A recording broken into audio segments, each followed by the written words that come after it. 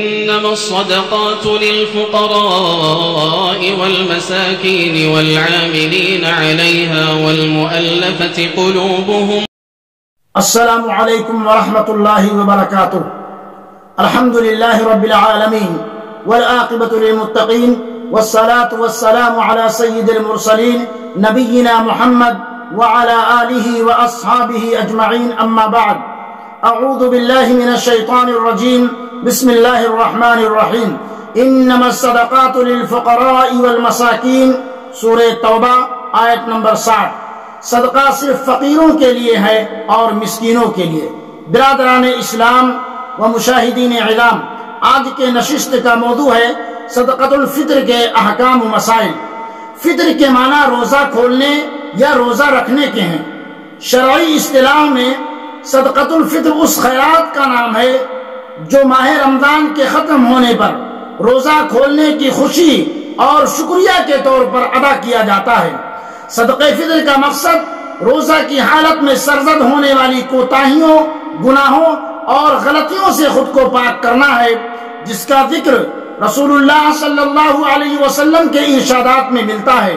عن ابن عباس رضی اللہ عنہما قال فرض رسول اللہ صلی اللہ علیہ وسلم زکاة الفطر طہرة للصائم من اللغو والرفث وطعمة للمساکین، فمن أداها قبل الصلاة فهي زكاة مقبولة ومن أداها بعد الصلاة فهي صدقة من الصدقات. رواه احمد وابن ماجہ.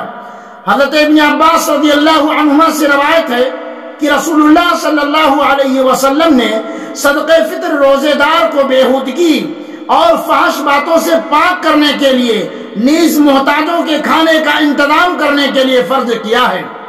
جس نے نماز عید سے پہلے ادا کیا اس کا صدقہ فطر ادا ہو گیا، اور جس نے نماز عید کے بعد ادا کیا اس کا صدقہ فطر عام صدقہ شمار ہوگا. نماز عید الفطر کی ادائیگی سے پہلے صدقہ فطر اس واسطے مقرر کیا گیا ہے کہ یہ روزے داروں کے لیے گناہوں سے معافی کا ذریعہ بنے، اور غربا بھی اپنے بچوں کے لیے بروقت مناسب لباس اور کھانے پینے کا بندوبست کر سکیں، اور عید کی خوشیوں میں اچھے طریقے سے، اچھے ڈھنگ سے شامل ہو سکیں. صدقہ فطر بلا امتیاز، بلا تفریق ہر مسلمان پر فرض ہے. عن عمرو بن شعیب عن ابیہ عن جدہ رضی اللہ عنہ ان النبی صلی اللہ علیہ وسلم بعث منادیا فی فداء مکہ الا ان صدقۃ الفطر واجبۃ علی کل مسلم. رواہ الترمذی. عمر اپنے باپ شعیب اپنے دادا عبداللہ بن عمرو بن عاص سے روایت کرتے ہیں کہ نبی اکرم صلی اللہ علیہ وسلم نے مکہ کی گلی کوچوں میں اعلان کرانے کے لیے آدمی بھیجا کہ لوگوں سنو، صدقہ فطر ہر مسلمان پر واجب ہے. صدقہ فطر ہر مسلمان پر واجب ہے. صدقہ فطر غلہ کی صورت میں دینا افضل ہے. غلہ کی صورت میں دینا افضل ہے. اور کتنا دینا چاہیے؟ 2.5 کلو یا 3 کلو. میرے بھائیوں، اور صدقہ فطر جو ہے کن کن چیزوں کا نکالنا چاہیے؟ صدقہ فطر گیہوں، چاول، جو، منقع، پنیر، جو چیز زیر استعمال ہو وہی دینی چاہیے. عن ابی سعید رضی اللہ عنہ قال كنا نخرج زکاة الفطر ساعا من طعام او ساعا من شعیر او ساعا من عقد او ساعا من زبیب. متفق علیہ.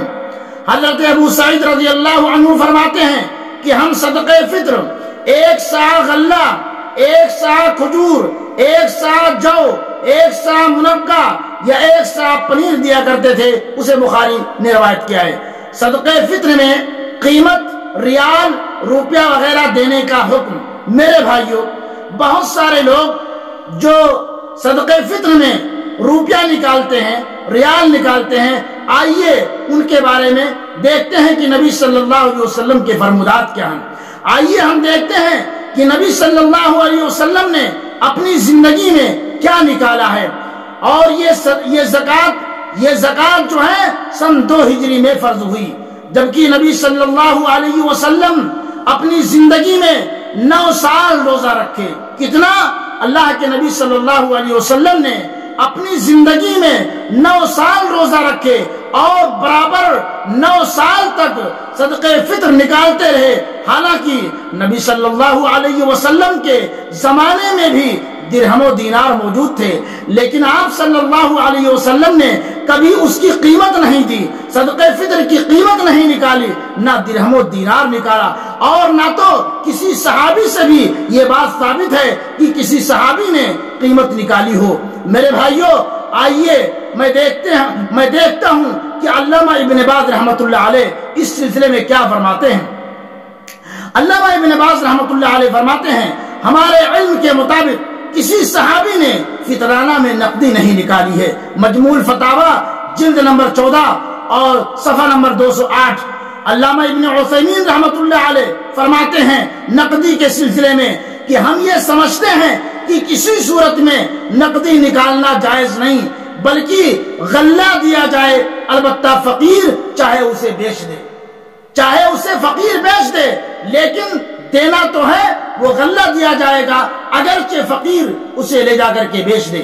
علامہ البانی رحمۃ اللہ علیہ اسی کے متعلق جواب دیتے ہوئے فرماتے ہیں کہ جو شخص یہ کہتا ہے کہ میں نقدی نکالوں گا کیونکہ یہ فقیر کے لیے زیادہ منفعت بخش ہے، یہ فقیر کے لیے زیادہ منفعت بخش ہے، اس نے 2 حیثیت سے غلطی کی۔ جس نے پیسہ نکالا، جس نے نقدی نکالی، اس نے 2 حیثیت سے، 2 اعتبار سے انہوں نے غلطی کری۔ پہلی غلطی، نص قطعی حکم کے مخالفت کی جبکہ اس کا تعلق عبادت سے ہے۔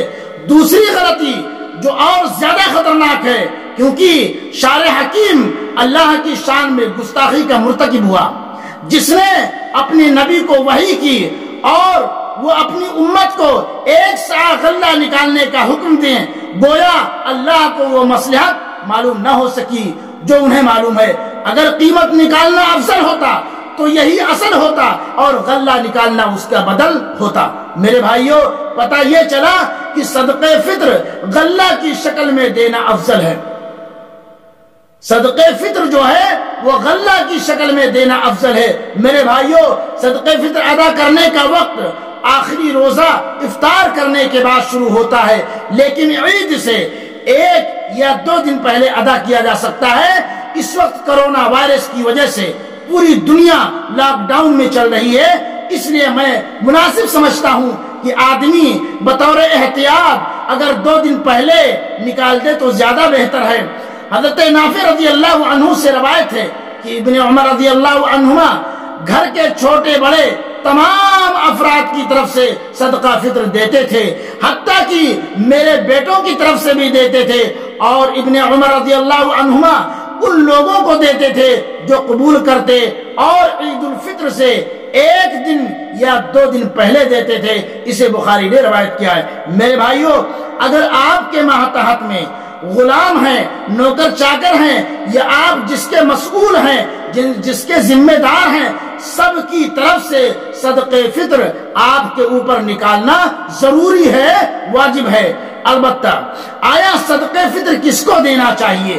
صدقہ فطر جو ہے، جو سورہ توبہ کے اندر آیت نمبر 8 مسکینوں کا جو ذکر ہوا ہے، وہ نہیں، بلکہ اللہ رب العالمین نے فرمایا ابھی انما الصدقات للفقراء والمساکین والعاملین علیہا، اس کے اندر 8 لوگوں کا ذکر ہے، لیکن حدیث کے اندر آتا ہے کہ طعمۃ للمساکین، مسکینوں کے لیے کھانے کا بندوبست اس میں جو ہے۔ تو پتہ یہ چلا کہ غربا اور فقیر اور مسکین کا یہ صدقہ فطر حق ہے۔ کیوں؟ اس صدقہ فطر کو آپ کہیں دوسرے مصرف میں نہیں لگا سکتے ہیں، دوسرے جگہ آپ اس کو نہیں خرچ کر سکتے ہیں، نہ دے سکتے ہیں۔ یہ اصل جو ہے یہ غربا کا ہے، یہ فقیر کا ہے، یہ محتاجوں کا ہے، یہ مسکینوں کا ہے۔ لہذا 2.5 سے 3 کلو صدقہ فطر نکالا جائے گا۔